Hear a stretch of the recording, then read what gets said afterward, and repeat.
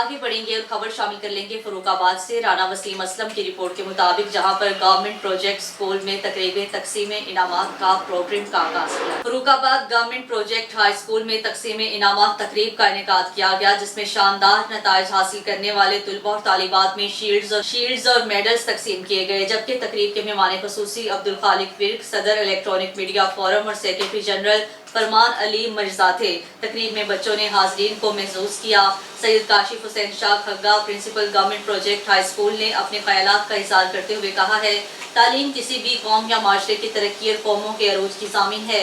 سرکاری ادارے فروغ تعلیم میں اہم کردار ادا کر رہے ہیں، تاہم موجودہ حالات اور مستقبل کے تقاضوں کے پیش نظر طلباء اور طالبات کی تعلیم کے ساتھ ان کی تربیت کی بھی اشد ضرورت ہے، کیونکہ جہاں تعلیم انسان کو ڈگری اور علم فراہم کرتی ہے، وہیں تربیت ان کی کردار سازی کا خاتمہ ہے۔ یہی کردار ہی انہیں معاشرے میں مختلف چیلنجز سے نمٹنے کا حوصلہ عطا کرتا ہے، کیونکہ تربیت نسلوں کا پتہ دیتی ہے اور معاشرے میں آگے بڑھنے کا پیش خیمہ ثابت ہوتی ہے۔ مقررین نے اظہار خیال گورنمنٹ پروجیکٹ ہائی اسکول کی سالانہ تقریب تقسیم انعامات کی تقریب سے خطاب کرتے ہوئے کیا۔